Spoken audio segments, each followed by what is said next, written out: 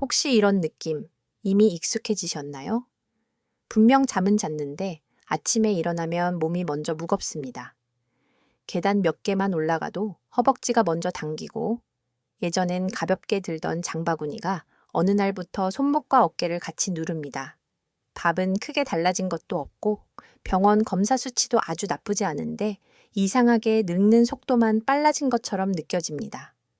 거울 속 얼굴보다 먼저 몸의 움직임이 나이를 말해주는 순간 조금 서늘해지지 않으셨나요?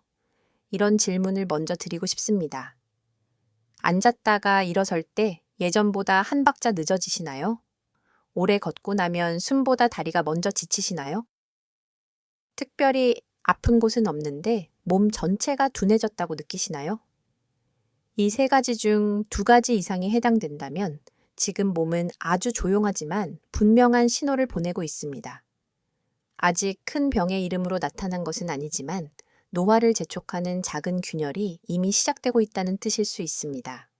실제로 나이가 들수록 가장 먼저 줄어드는 것은 의지가 아니라 움직임의 여유입니다. 65세 이후에는 근육량과 균형 감각, 혈관의 탄력성이 함께 떨어지기 쉽고 이 변화는 생각보다 빨리 겹쳐집니다. 겉으로는 단순히 예전 같지 않다로 느껴지지만 몸 안에서는 근육이 줄고 혈류가 느려지고 회복 속도가 늦어지는 일이 동시에 진행됩니다. 많은 분이 노화는 얼굴 주름이나 흰머리로 먼저 온다고 생각하지만 사실 몸은 그보다 먼저 움직임으로 나이를 드러냅니다. 이 점이 우리가 오늘 꼭 붙잡아야 할 첫 번째 사실입니다. 노화는 어느 날 갑자기 오는 사건이 아니라 매일의 움직임이 조금씩 사라지며 쌓이는 과정입니다. 그런데 여기서 희망적인 말씀을 하나 꼭 드리고 싶습니다. 돈 늦춰질 수 있습니다. 생각보다 분명하게, 그리고 생각보다 단순한 방식으로 말입니다. 비싼 보약이나 무리한 운동이 먼저가 아닙니다. 오히려 몸이 늙는 방향을 바꾸는 첫 단서는 거창한 운동보다 매일 반복하는 작은 움직임의 질에 숨어 있습니다.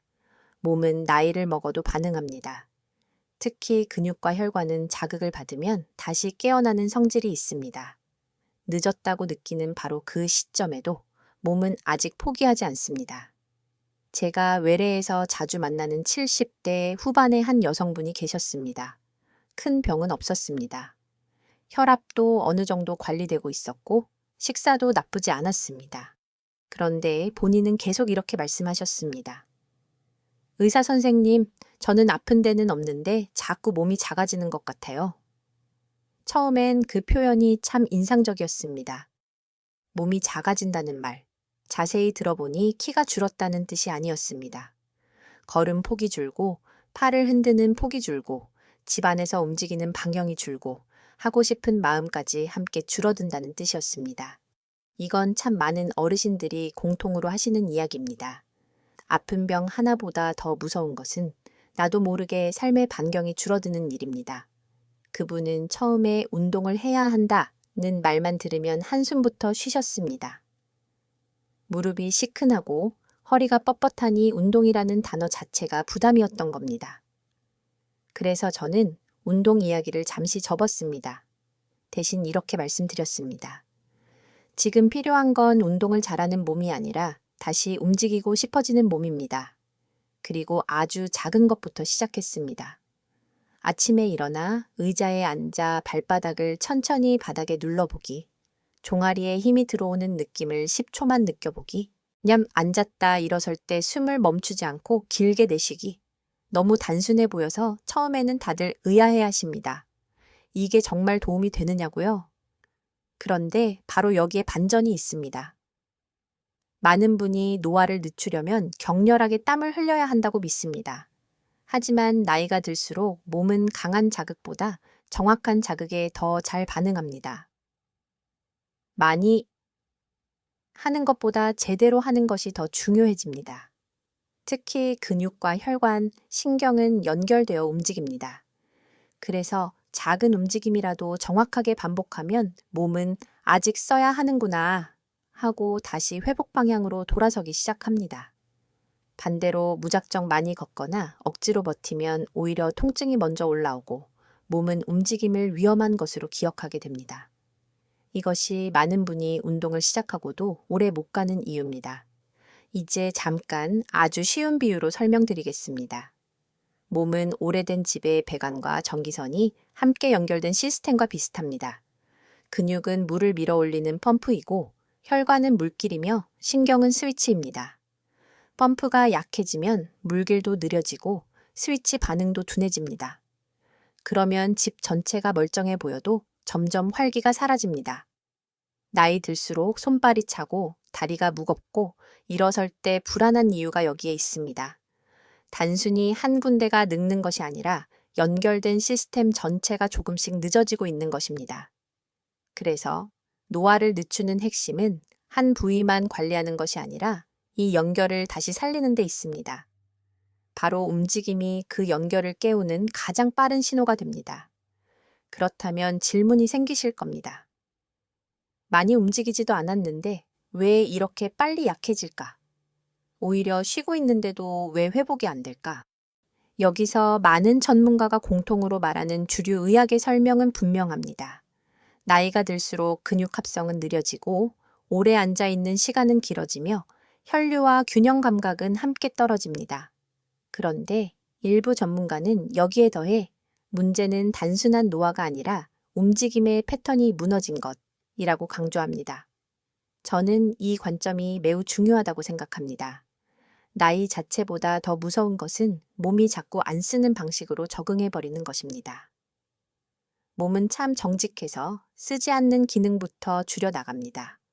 혹시 지금도 나는 원래 체력이 약해졌나 보다 하고 넘기고 계시진 않으신가요?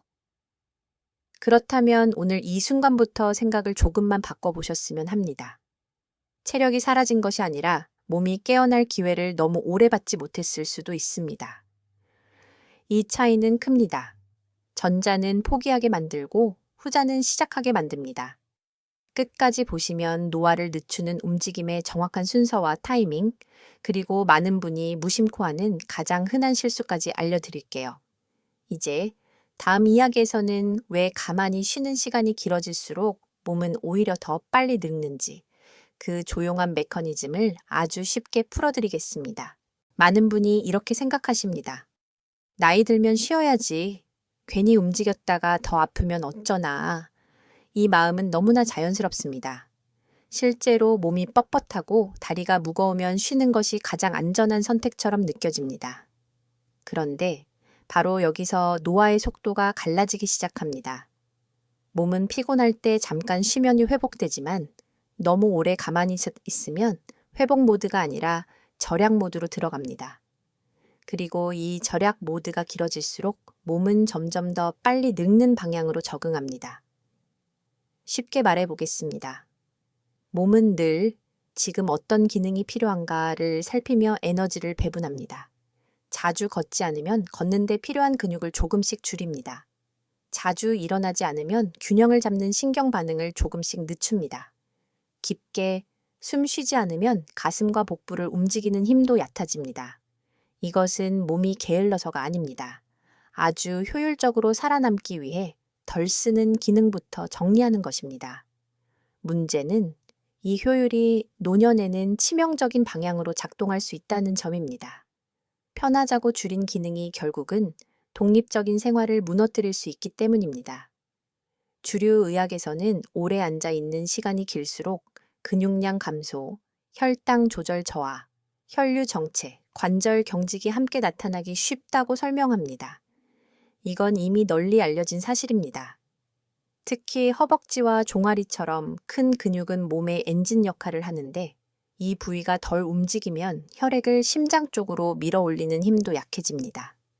그래서 오래 앉아 있었다가 일어나면 다리가 묵직하고 발이 붓고 몇 걸음은 몸이 자기 것이 아닌 것처럼 느껴질 때가 있습니다.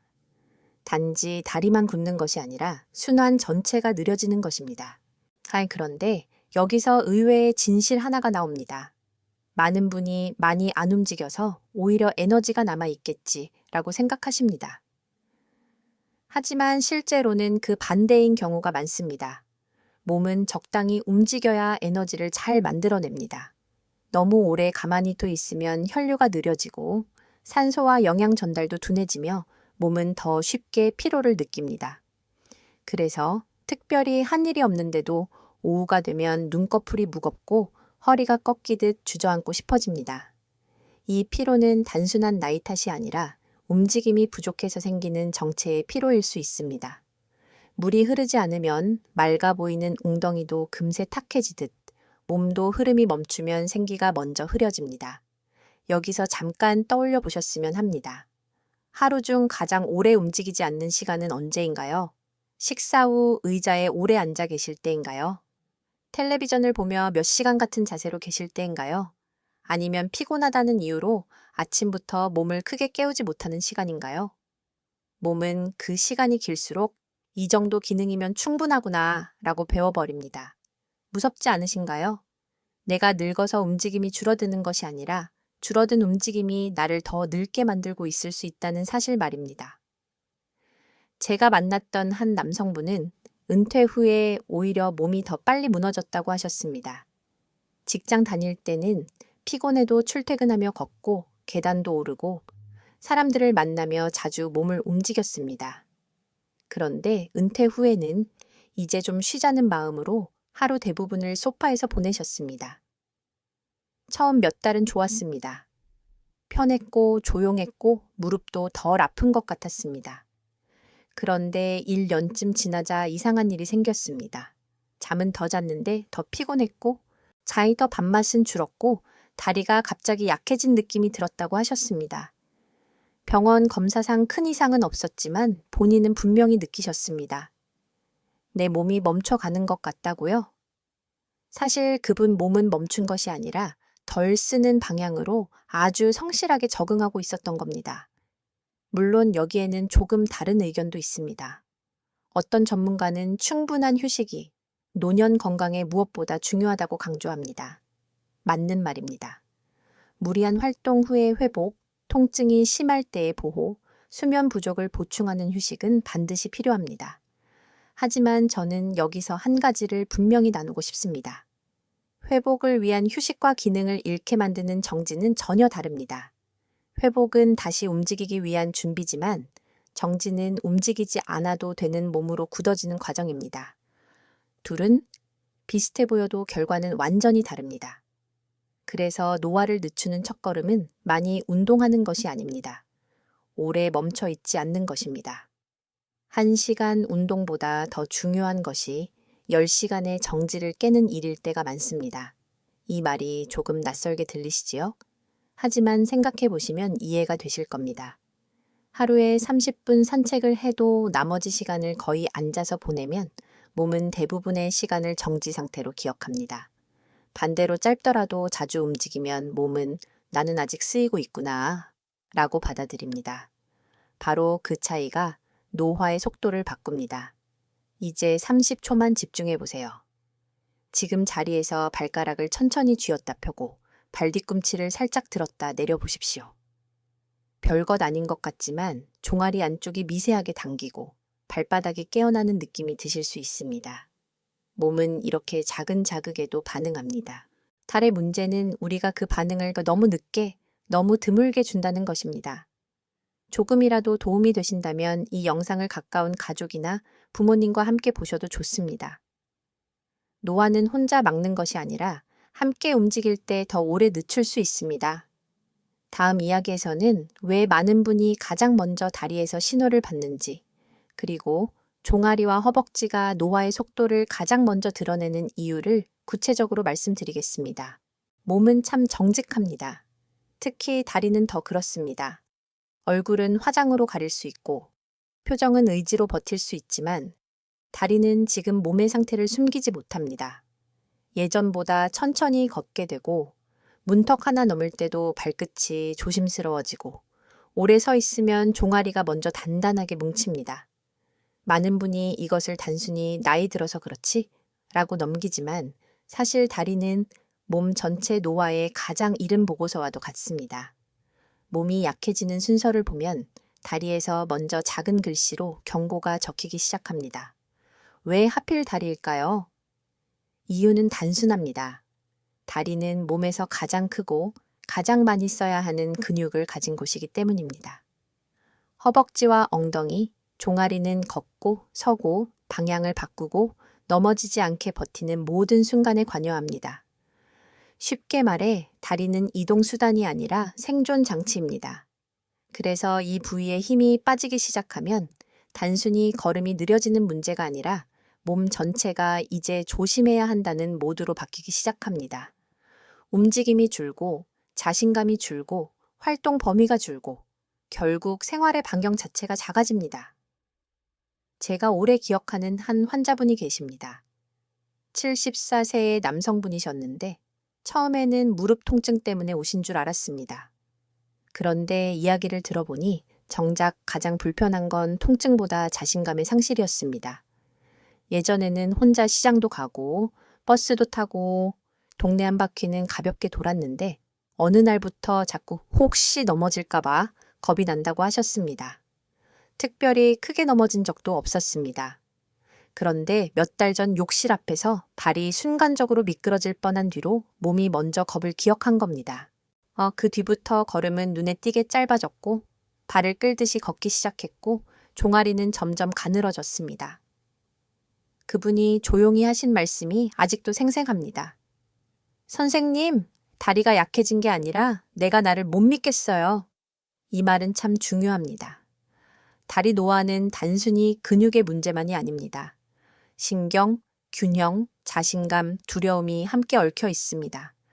그래서 어떤 분은 검사상 근력이 아주 심하게 떨어진 것은 아닌데도 몸을 더 약하게 씁니다. 넘어질까봐, 무릎이 아플까봐, 숨이 찰까봐 몸을 덜 쓰기 시작하고 그 결과 다리는 정말로 더 약해집니다.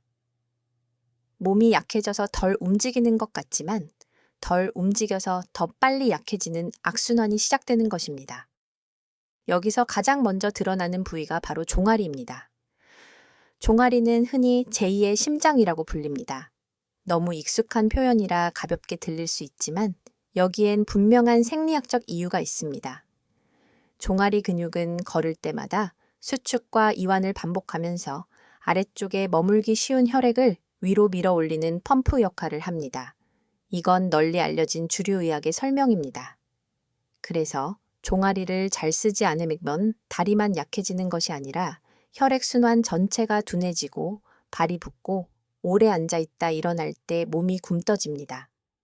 발목이 잘 붙는 분, 오후가 되면 다리가 단단하게 당기는 분, 조금만 걸어도 다리가 먼저 피곤한 분은 몸이 이미 조용한 신호를 보내고 있을 수 있습니다.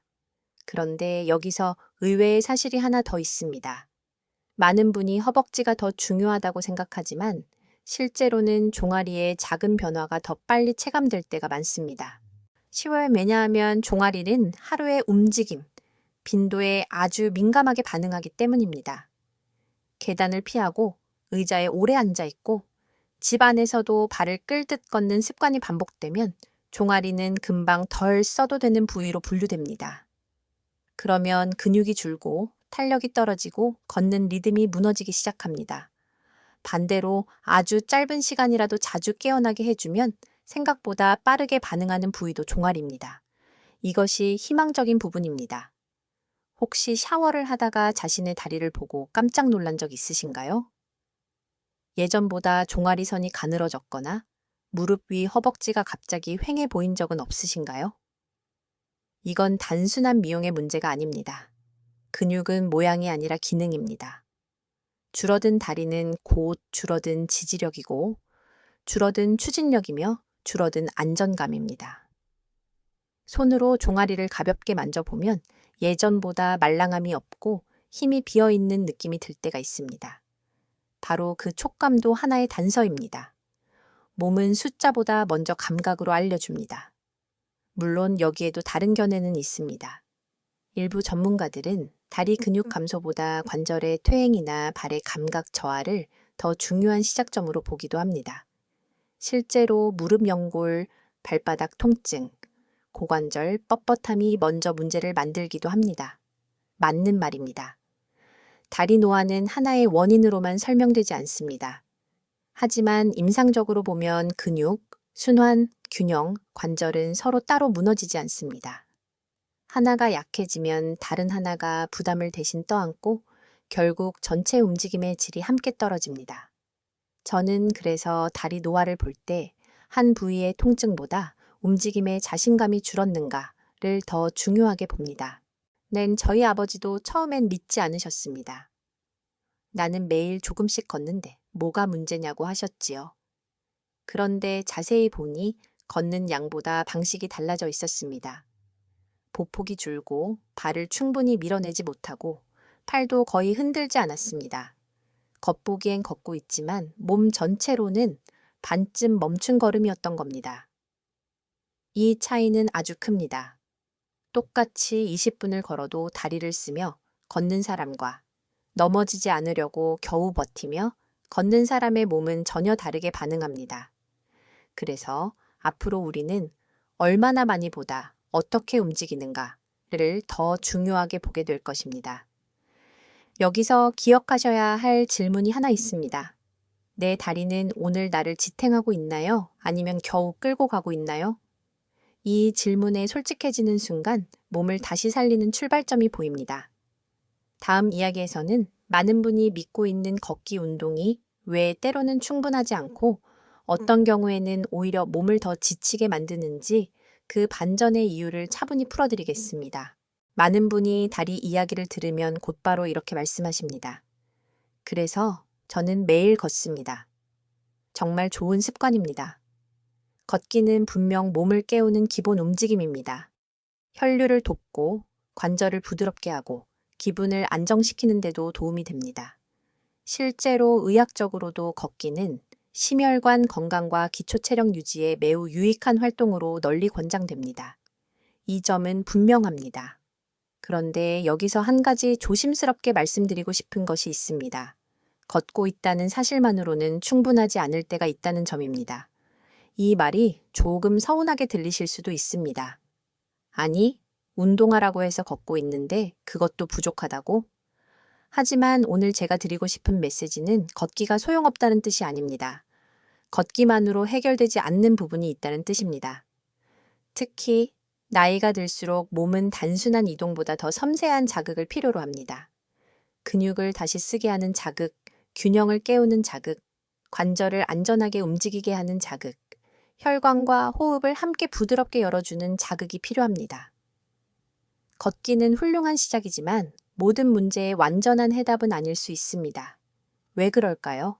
가장 흔한 이유는 걷는 방식이 바뀌기 때문입니다. 나이가 들면 많은 분이 보폭을 줄이고 발을 충분히 밀어내지 못하고 몸의 중심을 낮추며 조심조심 걷습니다. 넘어지지 않기 위해서입니다. 이 반응은 이해할 수 있습니다. 하지만 이렇게 되면 걷기는 점점 훈련이 아니라 버티기에 가까워집니다. 허벅지와 엉덩이를 충분히 쓰지 못하고 종아리 펌프도 약하게 작동하고 팔 흔들림도 줄어듭니다.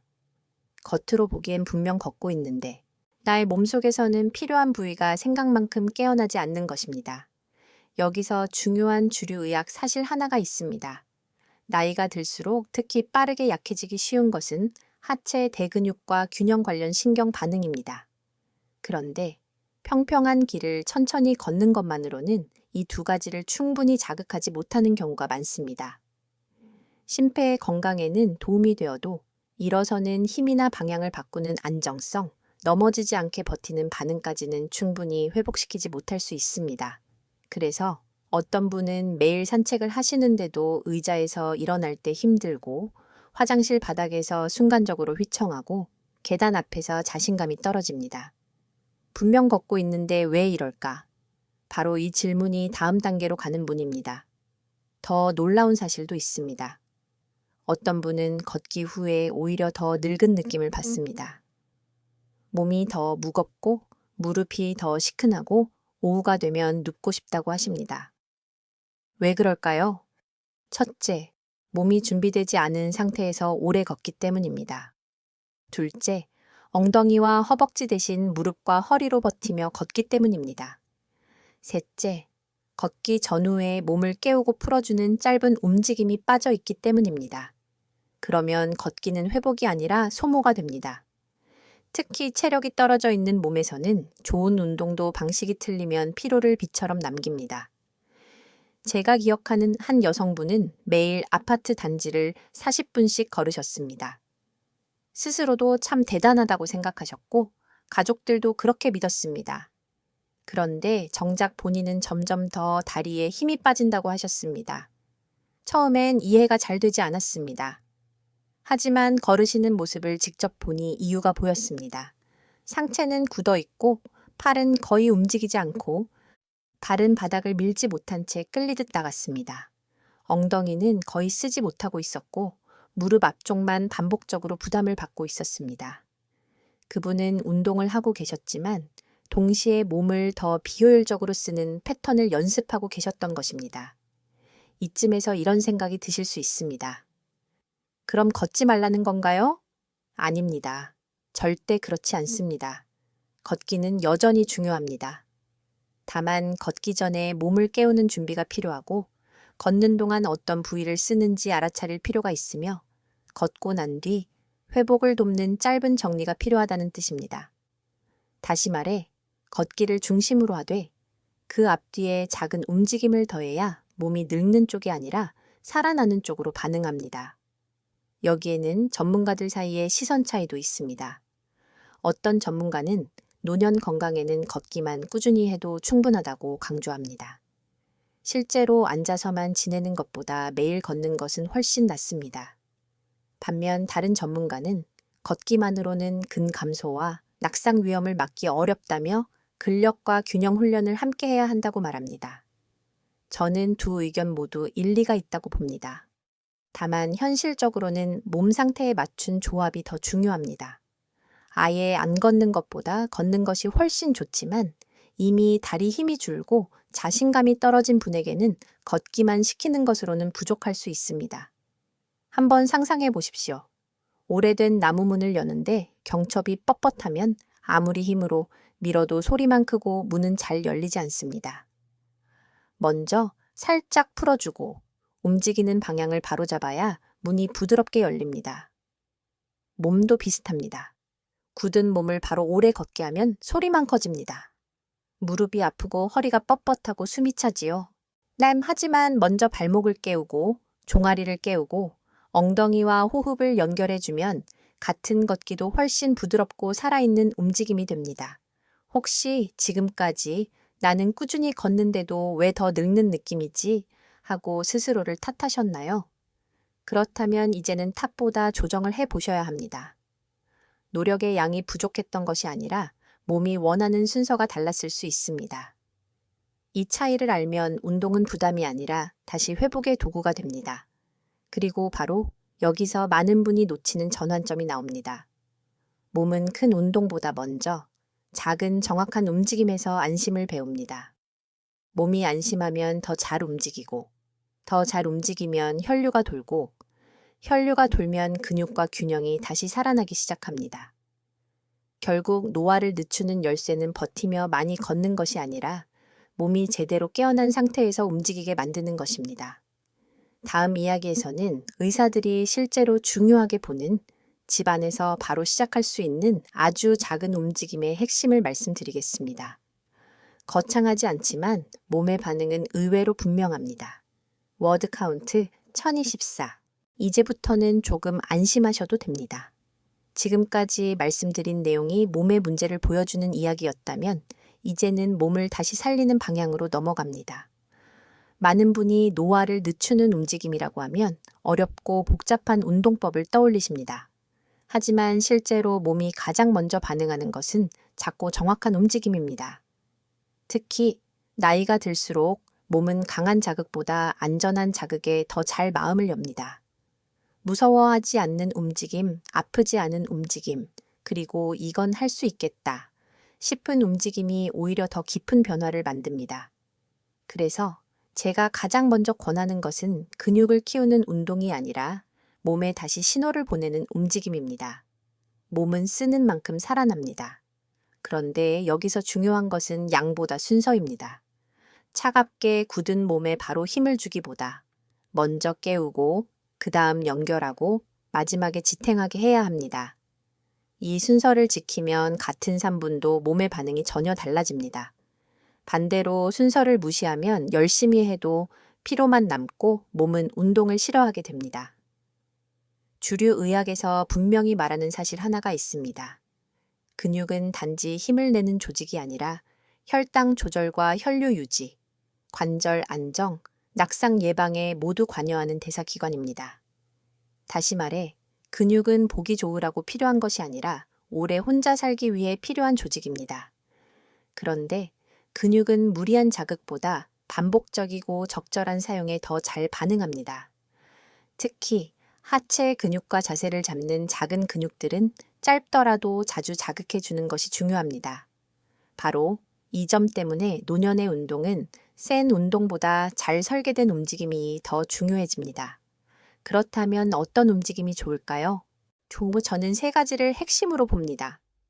첫째는 발바닥 깨우기, 둘째는 종아리 깨우기, 셋째는 엉덩이와 복부 연결하기입니다. 너무 단순해 보여서 의아하시지요? 하지만 이 세 가지는 서기, 걷기, 버티기, 방향 바꾸기 같은 일상 기능의 기초입니다. 쉽게 말해 건물을 다시 세울 때도 지붕부터 올리지 않듯 몸도 바닥과 펌프와 중심부터 다시 연결해야 합니다. 먼저 발바닥입니다. 발바닥은 단순히 땅을 밟는 부위가 아닙니다. 발은 지금 내 몸이 어디에 있고 어느 쪽으로 기울고 있는지 뇌에 알려주는 감각의 시작점입니다. 그런데 오래 앉아 있거나 발을 끌듯 걷는 습관이 반복되면 발의 감각이 둔해지고 몸은 중심을 더 불안하게 느끼게 됩니다. 그래서 아주 간단한 동작부터 시작합니다. 의자에 앉아 발바닥 전체를 바닥에 붙입니다. 그리고 발가락을 천천히 오므렸다 펴보십시오. 발 뒤꿈치를 가볍게 누르며 발바닥 안쪽이 바닥을 느끼게 해보십시오. 이때 중요한 것은 세게 하는 것이 아니라 내 발이 바닥을 알고 있구나를 다시 느끼는 것입니다. 그 다음은 종아리입니다. 기억하시죠? 조금 전에 말씀드렸던 혈관 이야기처럼 종아리는 몸의 흐름을 살리는 중요한 펌프입니다. 그래서 종아리를 깨우는 것은 단순한 다리 운동이 아니라 순환을 다시 여는 신호가 됩니다. 가장 쉬운 방법은 의자에 앉은 채 발 뒤꿈치를 천천히 들었다 내리는 것입니다. 혹은 의자 등받이를 잡고 선 상태에서 발 뒤꿈치를 살짝 올렸다가 천천히 내려도 좋습니다. 핵심은 높이가 아니라 리듬입니다. 급하게 튕기듯 하지 말고 올라갈 때 종아리가 조용히 수축하는 느낌, 내려올 때 발바닥이 다시 바닥을 만나는 느낌을 느껴야 합니다. 단 10번만 해도 다리 안쪽이 따뜻해지는 분들이 있습니다. 이것이 바로 몸이 아직 흐를 수 있다고 답하는 신호입니다. 여기서 한 가지 의외의 사실이 있습니다. 많은 분이 다리 힘을 기르려면 스쿼트처럼 깊게 앉았다 일어나야 한다고 생각합니다. 물론 어떤 분에게는 도움이 됩니다. 하지만 몸이 아직 준비되지 않은 상태에서 깊은 동작부터 시작하면 무릎 앞쪽과 허리에 부담만 몰릴 수 있습니다. 오히려 더 효과적인 첫 단계는 엉덩이를 살짝 뒤로 빼며 의자에서 반쯤 일어났다 다시 앉는 짧은 동작입니다. 아주 작지만 정확하게 무릎보다 엉덩이에 힘이 들어가는 감각을 배우는 것이 먼저입니다. 이 차이는 큽니다. 겉보기엔 비슷해도 몸속에서는 완전히 다른 패턴이 만들어집니다. 그리고 세 번째가 가장 중요합니다. 엉덩이와 복부의 연결입니다. 많은 분이 다리가 약하다고 생각하지만 실제로는 중심이 무너져 다리가 더 불안한 경우가 많습니다. 엉덩이는 몸을 앞으로 보내는 추진력이고 복부는 몸이 흔들리지 않게 잡아주는 보호대와 같습니다. 이 둘이 같이 깨어나야 걸을 때 허리가 덜 흔들리고 일어설 때 무릎이 덜 버겁고 방향을 바꿀 때 덜 불안합니다. 가장 쉬운 방법은 의자에 앉아 등을 곧게 세우고 숨을 길게 내쉬며 아랫배를 조용히 당겨보는 것입니다. 그 상태에서 양발로 바닥을 눌러 엉덩이에 힘이 들어오는지 느껴봅니다. 힘을 주는 것 같지 않은데 몸 중심이 단단해지는 느낌이 들 수 있습니다. 바로 이것이 연결입니다. 여기에는 전문가들 사이에 작은 논쟁도 있습니다. 어떤 전문가는 근력 운동의 핵심을 반복 횟수와 저항 강도에 둡니다. 반면 다른 전문가는 노년기에는 감각과 협응, 즉 몸이 어떻게 움직이는지 배우는 과정이 먼저라고 말합니다. 저는 두 의견이 순서의 차이라고 생각합니다. 결국 힘도 필요합니다. 하지만 무서운 몸, 굳은 몸, 중심을 잃은 몸에게 무작정 힘부터 요구하면 오히려 역효과가 날 수 있습니다. 먼저 감각을 깨우고, 다음에 연결하고, 그 다음에 힘을 더하는 것이 훨씬 안전하고 오래 갑니다. 혹시 이런 생각이 드시나요? 이렇게 작은 움직임이 정말 나를 바꿀 수 있을까? 그 질문은 너무나 당연합니다. 하지만 몸은 놀랄 만큼 작은 것에서 시작합니다. 씨앗이 갑자기 나무가 되지 않듯 몸도 먼저 깨어나고 그 다음 적응하고 마지막에 강해집니다. 중요한 것은 거창함이 아니라 반복입니다. 오늘 3분, 내일 3분, 그렇게 몸에 계속 같은 신호를 보내는 것입니다. 이 부위는 아직 필요하다. 아직 버릴 기능이 아니다. 몸은 그 말을 듣고 다시 정리 방향을 바꿉니다. 눈으로 바로 보이지 않아도 손으로 만져보고 귀로 들어보면 변화는 먼저 옵니다. 앉았다 일어날 때 숨이 덜 막히고, 발바닥이 전보다 바닥을 더 선명하게 느끼고, 화장실 다녀올 때 첫걸음이 덜 불안해집니다. 이런 작은 차이가 쌓이면 몸은 어느 날 갑자기 좋아지는 것이 아니라 조용히 살아나기 시작합니다. 다음 이야기에서는 이 작은 움직임을 하루 중 언제, 어떻게 넣으면 가장 부담 없이 오래 이어갈 수 있는지, 특히 많은 분의 몸이 가장 잘 반응하는 아침의 3분 루틴을 구체적으로 말씀드리겠습니다. 몸이 가장 정직하게 반응하는 시간은 의외로 아침입니다. 잠에서 막 깨어난 몸은 아직 완전히 굳지도 완전히 풀리지도 않은 중간 상태에 있습니다.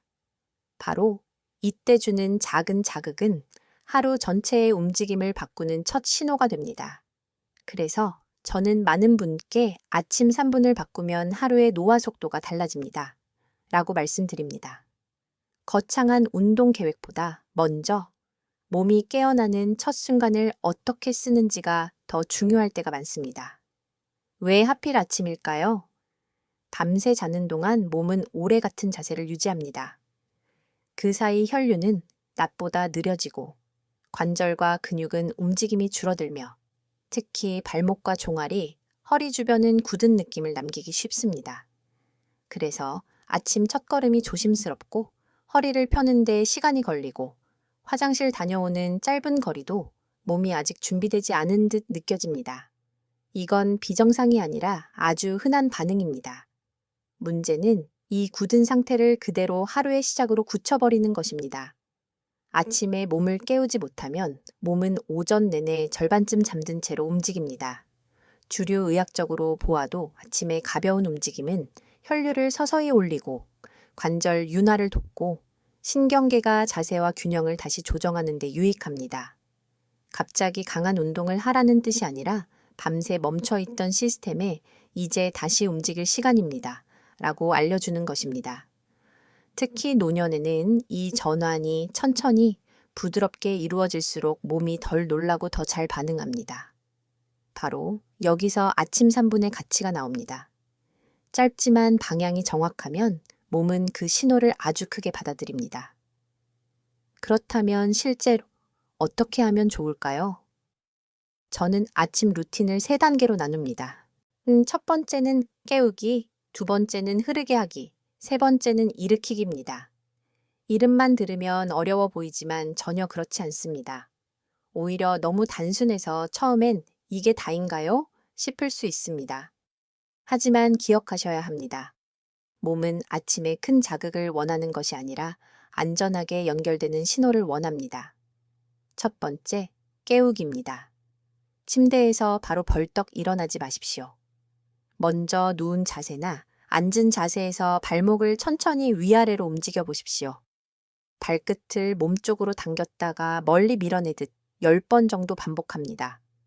그 다음 발가락을 오므렸다 펴고 무릎 뒤쪽이 살짝 깨어나는 느낌을 느껴보십시오. 이 동작은 단순하지만 밤새 멈춰있던 종아리와 발바닥의 감각을 깨워줍니다. 많은 분이 이 작은 준비 없이 곧바로 일어나기 때문에 첫걸음이 더 불안하고 허리가 더 놀랍니다. 두 번째, 흐르게 하기입니다. 침대의 가장자리나 의자에 앉아 발 뒤꿈치를 천천히 들었다 내립니다. 종아리가 조용히 수축하고 이완되는 리듬을 느끼면서 10번에서 15번 정도 반복합니다. 가능하면 숨을 참지 말고 길게 내쉬면서 해 보십시오. 여기서 중요한 것은 횟수보다 느낌입니다. 다리 안쪽이 살짝 따뜻해지고 발끝까지 감각이 내려오는 느낌이 생기면 몸은 이미 흐름을 회복하기 시작한 것입니다. 놀랍게도 이런 작은 움직임만으로도 아침에 멍함이 줄었다고 말씀하시는 분들이 많습니다. 왜냐하면 몸은 에너지가 없어서가 아니라 흐름이 늦어서 무거운 경우가 많기 때문입니다. 세 번째, 일으키기입니다. 이제 의자에 앉아 등을 너무 빳빳하지 않게 세우고 양발을 바닥에 둔 채 천천히 일어섰다가 다시 앉습니다. 단, 깊게 앉거나 빨리 하지 마십시오. 내 숨을 길게 내쉬며 일어나고 내려올 때는 조심스럽게 앉습니다. 이때 무릎만 앞으로 나가지 않도록 엉덩이를 가볍게 뒤로 빼는 느낌을 가져가면 훨씬 안전합니다. 5번 정도만 해도 충분합니다. 핵심은 힘들게 많이 하는 것이 아니라 몸이 일어서는 패턴을 다시 기억하게 하는 것입니다. 아침에 이 동작을 하면 하루 중 가장 중요한 기능 하나를 연습하는 셈입니다. 바로 앉았다 일어나는 힘, 다시 말해 독립성을 지키는 힘입니다. 여기서 한 가지 흥미로운 사실이 있습니다. 많은 분이 아침에는 몸이 굳어 있으니 차라리 오후에 운동하는 게 낫다고 생각하십니다. 일리가 있습니다. 실제로 강도가 있는 운동은 몸이 풀린 뒤가 더 안전할 수 있습니다. 하지만 아침에 필요한 것은 운동이 아니라 준비입니다. 이 차이를 이해하셔야 합니다. 아침 3분은 체력을 소모하는 시간이 아니라 몸의 시스템을 켜는 시간입니다. 자동차도 겨울 아침에 갑자기 고속으로 몰지 않듯 몸도 먼저 시동을 부드럽게 걸어야 하루 전체가 덜 삐걱거립니다. 혹시 아침마다 손으로 침대 끝을 잡고 한참 있다가 일어나시나요? 첫걸음이 바닥을 더듬듯 조심스러우신가요? 그렇다면 아침 루틴은 선택이 아니라 보호 장치일 수 있습니다. 나이가 들수록 몸은 갑작스러운 전환에 약해집니다. 그래서 아침의 짧은 준비는 근육을 키우는 것 못지않게 낙상을 예방하는 데도 의미가 있습니다. 넘어짐은 종종 큰 실수보다 작은 준비 부족에서 시작되기 때문입니다. 물론 여기에도 다른 의견은 있습니다.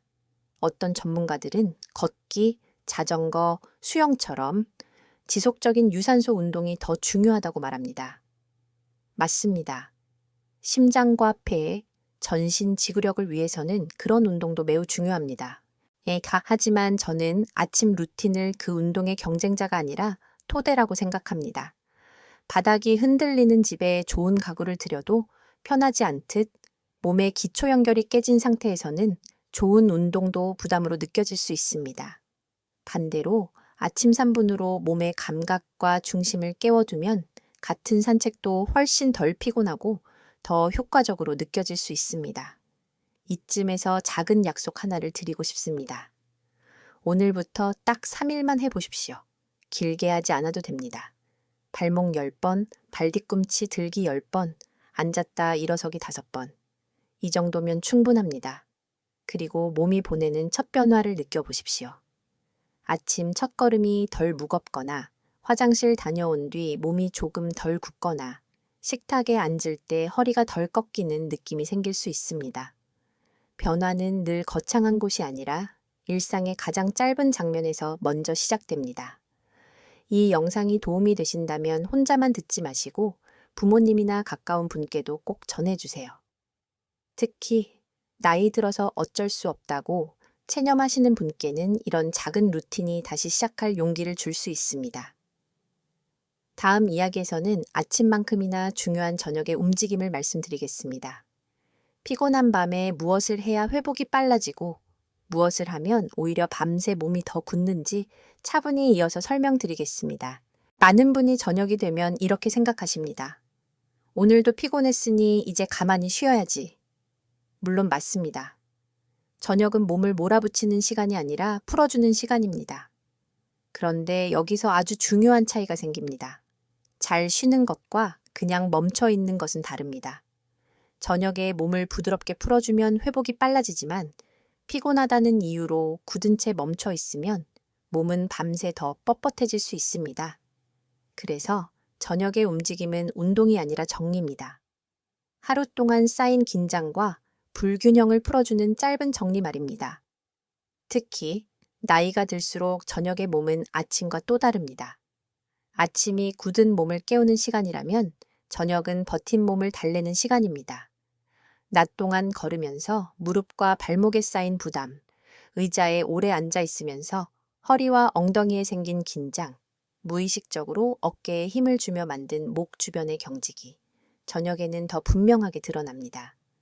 그래서 저녁에 잘못 움직이면 오히려 밤새 통증이 올라오고 다음날 아침 첫걸음이 더 무겁습니다. 반대로 짧게라도 제대로 풀어주면 잠자기 전 몸이 한결 가벼워지고 다음날 움직임도 달라집니다. 주류 의학에서 널리 인정하는 사실 하나가 있습니다. 가벼운 스트레칭과 천천히 하는 관절 움직임, 그리고 깊은 호흡은 저녁 시간의 긴장을 줄이고 수면의 질을 돕는 데 긍정적인 역할을 할 수 있습니다.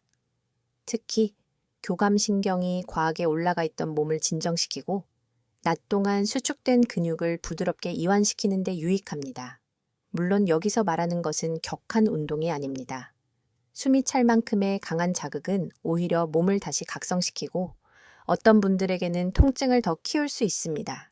참 바로 그래서 저녁에는 강하게가 아니라 부드럽게 길게 천천히가 핵심이 됩니다. 그렇다면 저녁에는 무엇을 하면 좋을까요? 저는 3가지를 권합니다.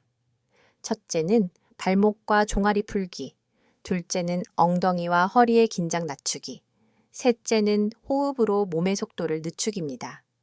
이 순서는 매우 중요합니다.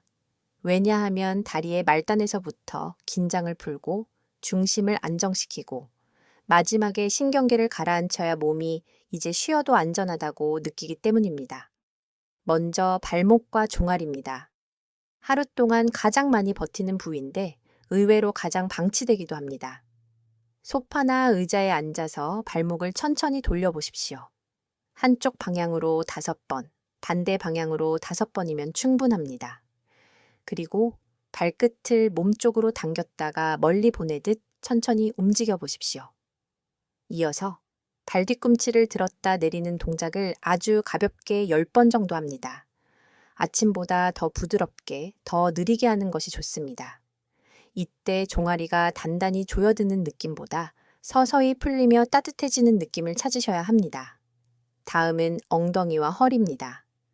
많은 분이 허리가 뻣뻣하다고 느끼지만 실제로는 엉덩이와 골반 주변이 굳어서 허리가 대신 긴장하는 경우가 많습니다. 의자에 앉은 채 허리를 세우려 애쓰기보다 엉덩이를 의자 깊숙이 넣고 앉아 숨을 천천히 내쉬며 허리 뒤쪽 힘을 조금 내려놓아 보십시오. 그 다음 양손을 허벅지 위에 두고 상체를 아주 작게 앞으로 숙였다가 돌아옵니다. 이때 허리를 꺾는 것이 아니라 골반이 접히는 느낌이 들면 좋습니다.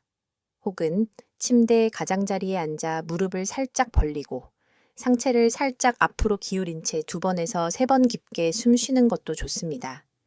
별것 아닌 것 같지만 허리 뒤에 붙어 있던 긴장이 서서히 내려가는 분들이 많습니다. 여기서 의외의 사실 하나가 있습니다.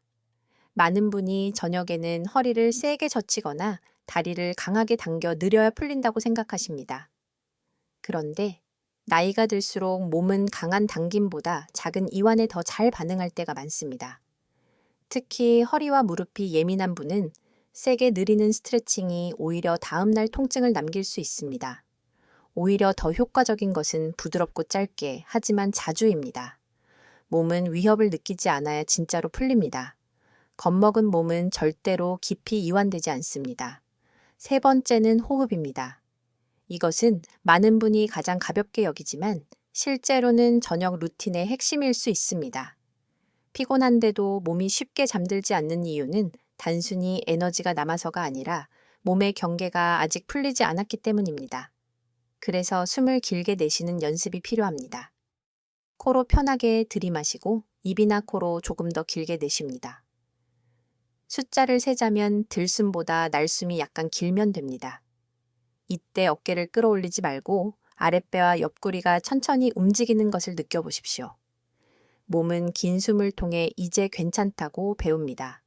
이것이 저녁 회복의 속도를 바꾸는 조용한 비밀입니다. 제가 만났던 한 68세 여성분은 밤마다 종아리가 당기고 발이 차서 잠들기 어렵다고 하셨습니다. 늘 자기 전 주물러 보기도 하고 두꺼운 양말도 신어보셨지만 큰 차이가 없었다고 하셨습니다. 그런데 저녁에 발목 돌리기, 발 뒤꿈치 들기, 그리고 긴 날숨을 5분 정도 묶어서 해보신 뒤로는 조금씩 달라졌습니다.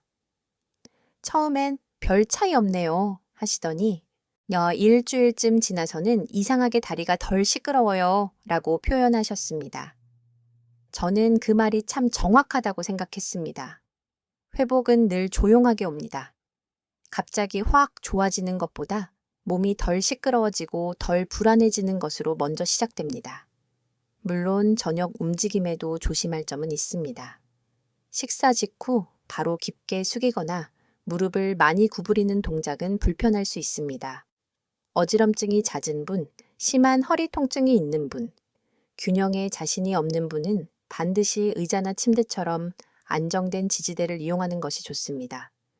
통증이 날카롭게 올라오거나 저릿한 느낌이 퍼진다면 억지로 하지 않아야 합니다. 회복을 위한 움직임은 몸과 싸우는 시간이 아니라 몸과 화해하는 시간이어야 하기 때문입니다. 여기에는 전문가들 사이에 다른 관점도 있습니다. 어떤 분은 저녁 운동이 숙면에 도움이 된다고 말하고 또 어떤 분은 늦은 시간의 운동은 오히려 잠을 방해할 수 있다고 말합니다. 둘 다 맞을 수 있습니다. 차이는 강도와 방식입니다. 숨이 차고 심박수가 크게 올라가는 운동은 늦은 밤에 부담이 될 수 있지만 천천히 풀어주는 움직임과 안정적인 호흡은 오히려 몸을 잠드는 방향으로 이끌 수 있습니다. 결국 중요한 것은 저녁에 몸을 깨우는가가 아니라 정리하는가입니다. 혹시 밤마다 오늘은 아무것도 안 했다 싶는데 왜 이렇게 몸이 무겁지? 하고 느끼신 적 있으신가요? 그 무거움은 나이 때문만이 아닐 수 있습니다. 하루 동안 쌓인 긴장이 풀리지 못한 채 그대로 남아있기 때문일 수 있습니다. 저녁의 짧은 움직임은 그 긴장을 오늘 안에 끝내는 방법입니다. 내일 아침까지 끌고 가지 않게 하는 방법 말입니다. 다음 이야기에서는 많은 분이 믿고 있는 오해 하나를 바로잡아 보겠습니다. 운동은 무조건 많이 해야 좋다는 생각이 왜 노년에는 오히려 몸을 더 늙게 만들 수 있는지, 그리고 어떤 기준으로 충분한 움직임을 판단해야 하는지 이어서 말씀드리겠습니다. 많은 분이 아직도 이렇게 믿습니다. 운동은 많이 할수록 좋다. 젊을 때는 어느 정도 맞는 말처럼 들릴 수 있습니다. 땀을 많이 흘리고 오래 버티고 힘들수록 보람이 있다는 감각도 익숙합니다. 그런데 노년의 몸은 조금 다르게 반응합니다. 나이가 들수록 몸은 양보다 회복을 더 중요하게 계산합니다. 그래서 많이 했다는 사실이 반드시 잘했다는 뜻은 아닙니다. 오히려 무리한 움직임은 몸을 더 지치게 하고 다음 날 몸을 더 늙은 방향으로 굳게 만들 수 있습니다. 이 부분이 의외로 가장 많은 분을 지치게 합니다. 열심히 해야 한다는 마음은 참 귀합니다. 문제는 그 열심이 몸의 현재 상태와 맞지 않을 때입니다. 몸은 솔직합니다. 준비되지 않은 근육, 굳은 관절, 느려진 회복력을 가진 상태에서 무조건 양을 늘리면 몸은 더 강해져야겠다가 아니라 더 조심해야겠다로 반응합니다. 그리고 그 반응은 통증, 피로, 무기력, 그리고 운동에 대한 두려움으로 나타납니다. 주류 의학에서도 분명히 이야기하는 사실이 있습니다. 운동은 적절한 강도와 회복이 함께 있을 때 건강에 도움이 됩니다. 특히 노년에는 근육과 심폐기능뿐 아니라 관절 상태, 균형 감각, 만성질환 여부까지 함께 고려해야 합니다.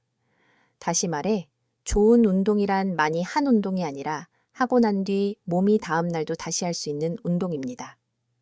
그런데 이 기준을 놓치면 많은 분이 스스로를 과하게 몰아붙입니다. 오늘 이만큼은 해야지.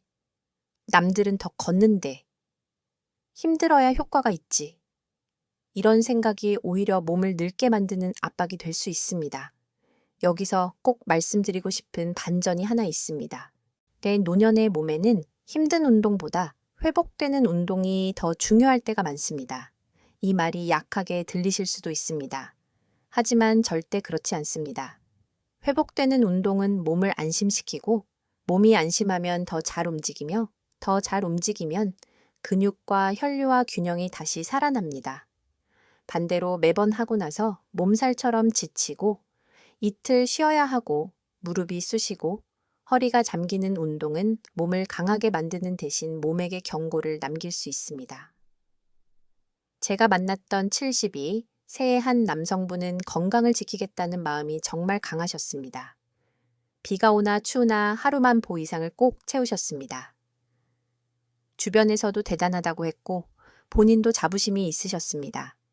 그런데 정작 몸은 점점 더 예민해졌습니다. 오후만 되면 허벅지가 묵직했고 밤에는 종아리가 당겼고 계단에서는 숨보다 무릎이 먼저 겁을 냈습니다. 그분은 처음엔 더 걸어야 한다고 생각하셨습니다.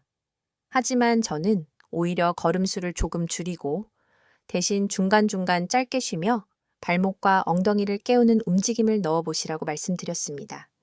처음엔 못 믿으셨습니다. 덜 하면 더 나빠질 것 같았기 때문입니다. 그런데 이 주쯤 지나자 오히려 몸이 덜 지치고 걸음이 더 가벼워졌다고 하셨습니다.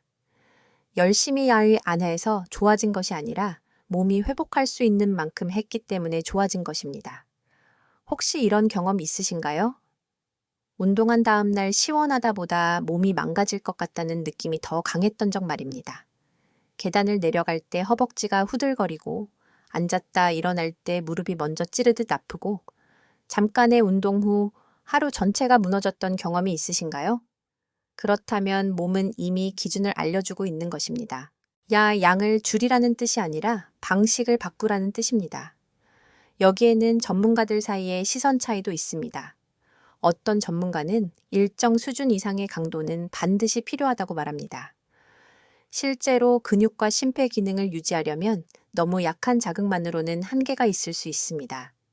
반면 다른 전문가는 노년에는 강도보다 지속 가능성과 안전성이 더 중요하다고 강조합니다.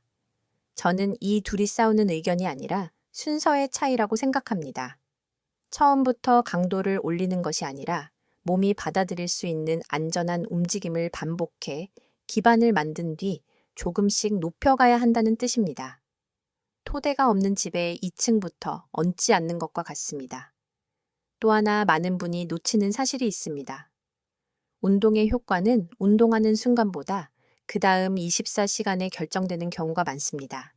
몸이 그 자극을 어떻게 해석하느냐가 중요합니다. 자극을 좋은 도전으로 받아들이면 회복하며 강해지고 위험한 부담으로 받아들이면 움츠러들고 경직됩니다.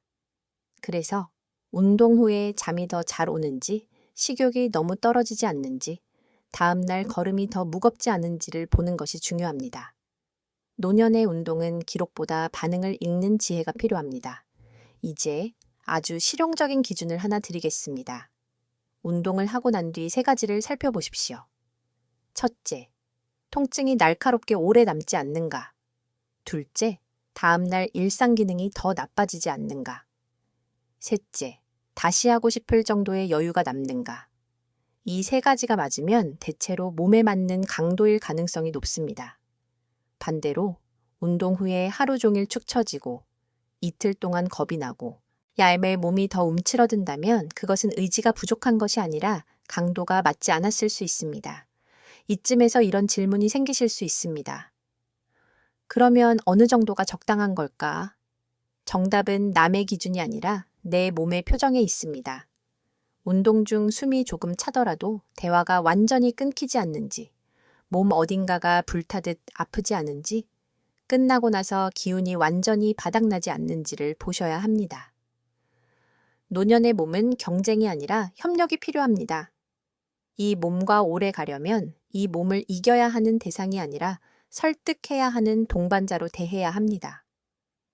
기억하시죠? 앞에서 말씀드렸던 것처럼 몸은 작은 정확한 자극에서 안심을 배운다고 했습니다. 바로 그래서 많이 하는 것보다 잘 회복되는 것이 중요합니다. 무리한 운동은 노화를 막는 척하면서 실제로는 몸의 두려움과 긴장을 키울 수 있습니다. 반대로 적당한 자극은 몸에 자신감을 돌려줍니다. 이 자신감이 쌓이면 움직임은 양보다 질에서 먼저 달라집니다. 운동을 열심히 했다는 뿌듯함도 좋지만 몸이 오늘은 잘 썼다고 느끼는 편안함은 더 중요합니다. 그것이 오래가는 습관을 만들고 오래가는 습관이 결국 노화의 방향을 바꿉니다. 건강은 한 번의 결심보다 반복 가능한 리듬에서 만들어지기 때문입니다. 다음 이야기에서는 부담은 적지만 효과는 분명한 보너스 습관 하나를 말씀드리겠습니다. 특별한 도구도 필요 없고 집안에서 바로 시작할 수 있지만 많은 분이 의외로 놓치고 있는 작은 차이입니다. 이제부터 말씀드릴 습관은 아주 작습니다. 그래서 많은 분이 오히려 중요하게 여기지 않습니다. 하지만 노년의 몸은 거창한 변화보다 이런 작은 차이에서 더 크게 달라지기도 합니다. 바로 자세를 바꾸는 습관입니다. 운동처럼 시간을 따로 내지 않아도 됩니다. 집안에서, 식탁에서, 텔레비전을 볼 때, 화장실에 다녀올 때, 부엌에 서 있을 때 조금씩 몸의 방향을 바꾸는 것입니다. 이 단순한 습관이 왜 중요할까요? 몸은 오래 같은 자세로 있는 것을 생각보다 훨씬 힘들어하기 때문입니다. 많은 분이 나는 운동도 조금 하고 있으니 괜찮다고 생각하십니다. 그런데 실제로는 하루 전체를 보면 움직이는 시간보다 같은 자세로 버티는 시간이 훨씬 길 때가 많습니다. 아침 식사 후 앉아 있고, 낮에 쉬며 앉아 있고, 저녁에도 텔레비전을 보며 앉아 있습니다. 서 있는 시간이 늘었다고 해도 같은 방향으로 서 있으면 몸은 또 다른 방식으로 굳습니다. 그래서 노화를 늦추는 보너스 습관은 더 많이 움직이라는 뜻이 아니라 더 자주 바꾸라는 뜻입니다. 이 차이를 아셔야 합니다. 주류 의학에서는 오래 같은 자세를 유지하는 것이 근육의 비활성, 혈류 저하, 관절 경직과 관련이 있다고 설명합니다. 특히 앉아있는 시간이 길수록 엉덩이 근육은 쉬고 고관절 앞쪽은 짧아지고 허리는 점점 버티는 자세에 익숙해집니다. 그러면 일어설 때 몸이 한 번에 펴지지 않고 몇 걸음은 허리가 굽은 채로 가게 됩니다. 이것은 단순히 습관의 문제가 아니라 몸이 그 자세를 기본값으로 기억해버렸기 때문입니다. 바로 그래서 자세를 자주 바꾸는 것만으로도 몸은 아직 다른 움직임도 필요하구나 하고 다시 배웁니다. 그렇다면 어떻게 바꾸면 될까요? 생각보다 어렵지 않습니다. 먼저 앉아 있을 때 30분에서 1시간에 한 번은 일어나 보는 것입니다. 멀리 걸을 필요는 없습니다. 자리에서 일어나 두세 걸음만 옮겨도 좋고 양손을 허벅지에 올린 채 숨을 길게 내쉬며 허리를 한번 펴는 것만으로도 충분할 때가 있습니다. 핵심은 시간을 길게 빼는 것이 아니라 몸이 멈춤이 끝났다는 신호를 받게 하는 것입니다. 두 번째는 서 있는 자세를 바꾸는 것입니다. 싱크대 앞에서 설거지를 할 때든 전기포트가 끓기를 기다릴 때든 두 발에 똑같이 체중을 싣고 가만히 버티기보다 한쪽 발 뒤꿈치를 살짝 들었다 내렸다 해보십시오. 혹은 양발 강역을 조금 넓혔다 좁혔다 해보십시오. 이 작은 변화만으로도 종아리 펌프가 깨어나고 골반과 허리가 한 자세로 굳는 것을 막을 수 있습니다. 서 있기만 해도 운동이 된다고 생각하는 분들이 있지만 사실 가만히 버티는 서기는 생각보다 몸을 더 긴장시키기도 합니다. 서 있는 중에도 흐름을 만들어야 몸이 편해집니다. 세 번째는 방향 전환을 일부러 넣는 것입니다. 집 안에서는 늘 같은 방향으로만 움직이기 쉽습니다. 그런데 몸은 방향을 바꿀 때 균형 감각과 중심 조절 능력을 더 많이 씁니다. 예를 들어 방에서 거실로 걸어갈 때 한 번쯤 천천히 방향을 바꾸어 보고 문을 열고 돌아설 때 허리만 비틀지 말고 발도 함께 옮겨 몸 전체가 회전하게 해 보십시오. 이것이 별것 아닌 것 같지만 실제로는 낙상 예방과 관련된 아주 중요한 기능을 깨웁니다.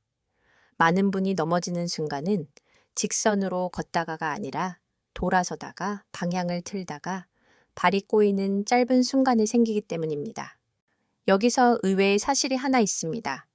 많은 분이 운동 시간만 중요하게 생각하고 일상 자세는 별로 중요하지 않다고 여기십니다. 하지만 노년의 몸에서는 오히려 그 반대일 때가 있습니다. 하루 20분의 운동보다 나머지 10시간의 자세가 더 큰 영향을 줄 수 있습니다. 왜냐하면 몸은 짧은 운동보다 긴 반복을 더 강하게 기억하기 때문입니다. 운동은 좋은 자극이지만 하루 종일 구부정한 자세와 멈춘 자세가 계속되면 몸은 결국 그 긴 시간을 기본으로 삼습니다. 그래서 노화를 늦추고 싶다면 운동 시간만 챙길 것이 아니라 하루의 자세 리듬을 함께 바꾸어야 합니다. 제가 만났던 한 70일 새 여성분은 특별히 운동을 싫어하지도 게으르지도 않으셨습니다. 그런데 늘 오후만 되면 허리가 무너지고 다리가 붓는다고 하셨습니다. 자세히 생활을 들어보니 큰 문제는 없었습니다. 다만 오전 내내 식탁 의자에 비슷한 자세로 오래 앉아 계셨고 점심 후에는 소파에서 거의 움직이지 않으셨습니다.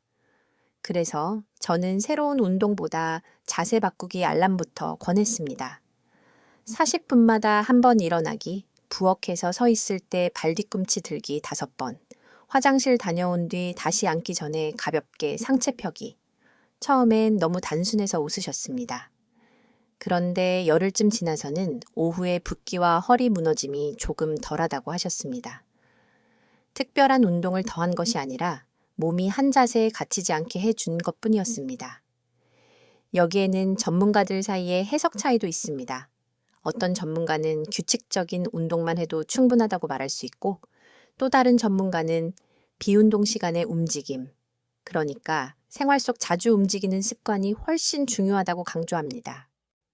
저는 둘 중 하나만 선택할 필요는 없다고 생각합니다. 운동은 엔진을 키우고 일상 속 자세 바꾸기는 엔진이 꺼지지 않게 해줍니다. 하나는 힘을 만들고 다른 하나는 굳지 않게 합니다. 이 둘이 함께 가야 몸은 더 오래 부드럽게 움직입니다. 혹시 지금 이 순간에도 한쪽 어깨가 더 올라가 있고 허리가 조금 무너져 있고 발끝이 바닥을 대충 누르고 있지는 않으신가요? 그렇다면 바로 지금 한 번만 바꿔보십시오. 어깨에 힘을 조금 빼고 발바닥을 다시 느끼고 숨을 길게 내쉬며 허리를 세우는 것이 아니라 몸을 넓히는 느낌을 가져가 보십시오. 몸은 운동 시작보다 이런 작은 재정렬에 더 빨리 반응할 때가 많습니다. 그 반응이 쌓이면 피로의 결도 달라집니다. 조금만 생각해 보면 참 신기합니다. 사람은 나이가 들수록 더 조심하려고 하는데 그 조심이 지나치면 몸은 더 빨리 굳습니다. 그래서 진짜 안전은 움직이지 않는 데서 오는 것이 아니라 자주 부드럽게 바꾸는 데서 옵니다. 물도 고이면 탁해지고 너무 세게 흘러도 주변을 깎아냅니다. 몸도 마찬가지입니다. 필요한 것은 거센 변화가 아니라 살아있는 흐름입니다. 다음 이야기에서는 이런 움직임이 누구에게나 무조건 좋은 것은 아닌 이유를 짚어보겠습니다. 특히 통증이 있거나 어지럼증이 있거나 질환을 가진 분은 무엇을 조심해야 하는지 안전하게 시작하는 기준을 차분히 정리해 드리겠습니다.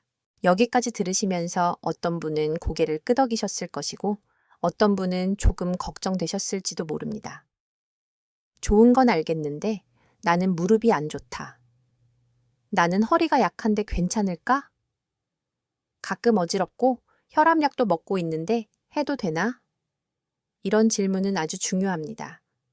왜냐하면 노화를 늦추는 움직임은 누구에게나 필요하지만 그 방식은 누구에게나 똑같을 수 없기 때문입니다. 건강해지려는 마음이 오히려 몸을 놀라게 해서는 안 됩니다. 그래서 지금부터는 무엇이 좋은가만이 아니라 누구에게 어떤 방식이 안전한가를 말씀드리겠습니다. 먼저 분명히 말씀드리고 싶은 것은 통증이 있다고 해서 반드시 움직이면 안 되는 것은 아니라는 점입니다. 반대로 통증이 있으니 무조건 참고 움직여야 한다는 뜻도 아닙니다. 여기에는 아주 섬세한 구분이 필요합니다.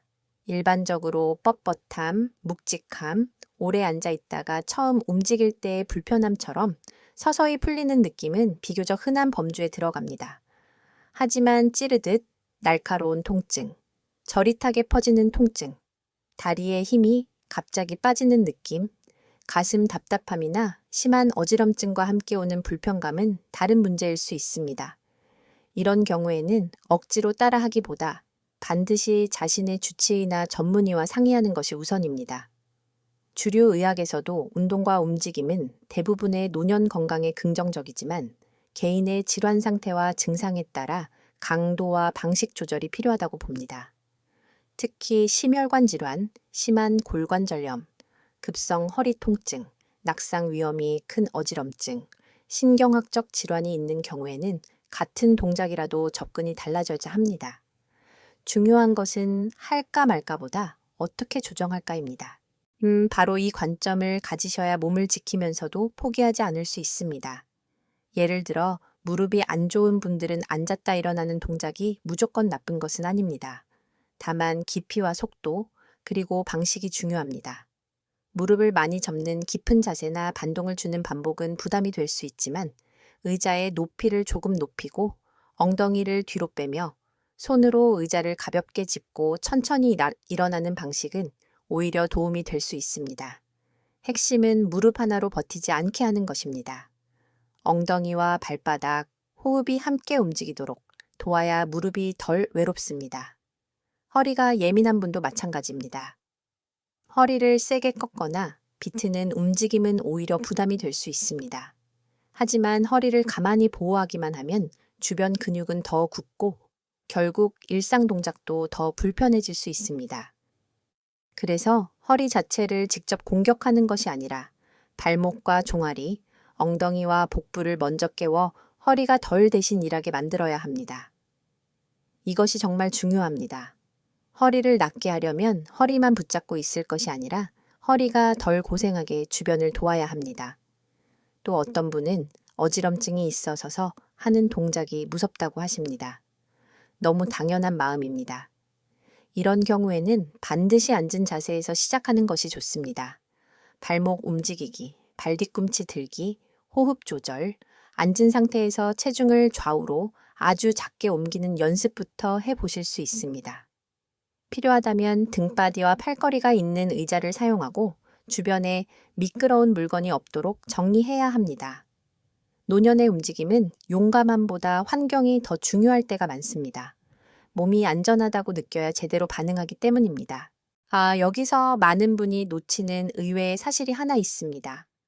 아프지 않게 하자는 마음이 지나치면 오히려 더 아프게 될 수 있습니다. 왜냐하면 너무 조심하면 몸은 점점 더 작은 범위로만 움직이게 되고 그 결과 가능한 움직임의 폭 자체가 줄어들기 때문입니다. 이것은 마치 오래 닫아둔 서랍과 비슷합니다. 처음엔 잘 안 열리니 더 안 열게 되지만 그럴수록 더 굳습니다. 물론 억지로 확 열라는 뜻은 아닙니다. 조금씩 안전하게 반복해서 열어야 한다는 뜻입니다. 노년의 몸에는 이 조금씩의 용기가 필요합니다. 제가 만났던 한 여성분은 낙상 이후 움직임에 대한 두려움이 아주 컸습니다. 한번 넘어지고 나면 몸보다 마음이 먼저 움츠러드는 경우가 참 많습니다. 그분도 그랬습니다. 집안에서도 벽을 짓고 다니셨고 화장실 갈 때조차 긴장하셨습니다. 처음엔 가족들이 더 조심하라고만 했습니다. 하지만 시간이 갈수록 몸은 더 약해졌습니다. 그래서 우리는 아주 작은 것부터 다시 시작했습니다. 의자에 앉아 발바닥 누르기, 손으로 의자 옆을 잡고 체중 살짝 싣기, 서 있을 때 한 손은 고정된 지지대에 두고 숨 내쉬기. 처음엔 겨우 몇 초였습니다. 그런데 그 몇 초가 쌓이자 몸이 아니라 마음이 먼저 달라졌습니다. 내가 또 움직일 수 있구나. 저는 이 감각이 무엇보다 중요하다고 생각합니다. 안전은 보호만으로 생기지 않습니다. 다시 움직일 수 있다는 경험으로도 생깁니다. 물론 전문가들 사이에는 접근의 차이가 있습니다. 어떤 전문가는 낙상 위험이 높은 분에게 매우 보수적으로 접근해야 한다고 말합니다. 또 어떤 전문가는 오히려 조심만 하다 보면 기능 저하가 더 빨라질 수 있으니 가능한 범위 안에서 적극적으로 움직여야 한다고 강조합니다. 저는 이 두 입장이 사실 같은 곳을 보고 있다고 생각합니다. 둘 다 목표는 같습니다. 다치지 않으면서 기능을 지키는 것입니다. 다만 그 균형점을 개인마다 다르게 찾아야 한다는 뜻입니다. 그래서 비교는 늘 위험합니다. 옆집 어르신이 하는 운동이 나에게도 맞을 거라고 생각하면 안 됩니다. 몸의 이력은 사람마다 다르기 때문입니다. 그렇다면 내가 지금 안전하게 시작하고 있는지 어떻게 알 수 있을까요? 몇 가지 기준이 있습니다. 움직이는 동안 숨이 지나치게 차지 않는가? 통증이 운동 후에도 길게 남지 않는가? 어지럼증이 심해지지 않는가? 다음날 일상 기능이 더 나빠지지 않는가? 그리고 무엇보다 몸이 덜 무서워지는가? 이 마지막 기준이 참 중요합니다. 노년의 운동은 몸의 힘만 키우는 것이 아니라 몸과 다시 친해지는 과정이기도 하기 때문입니다. 혹시 지금도 나는 이미 늦었어. 괜히 하다가 더 다치면 어쩌지? 하고 마음속으로 물으시나요? 그 마음, 저는 충분히 이해합니다. 하지만 늦었다는 생각이야말로 몸을 가장 오래 묶어두는 끈일 수 있습니다. 몸은 완벽한 상태가 되어야만 움직일 수 있는 것이 아닙니다. 오히려 조금 부족하기 때문에 조금씩 움직이며 회복의 길을 다시 만들어 가야 합니다. 완벽하게 안전한 시작은 없을지 몰라도 더 안전한 시작은 분명히 있습니다. 그리고 그 시작은 늘 작고 조용하고 몸을 존중하는 방식이어야 합니다. 다음 이야기에서는 오늘 바로 따라할 수 있는 7, 1 시작 계획을 정리해 드리겠습니다. 무리하지 않으면서도 몸이 조금 달라졌다고 느낄 수 있는 아주 현실적인 흐름으로 이어가 보겠습니다.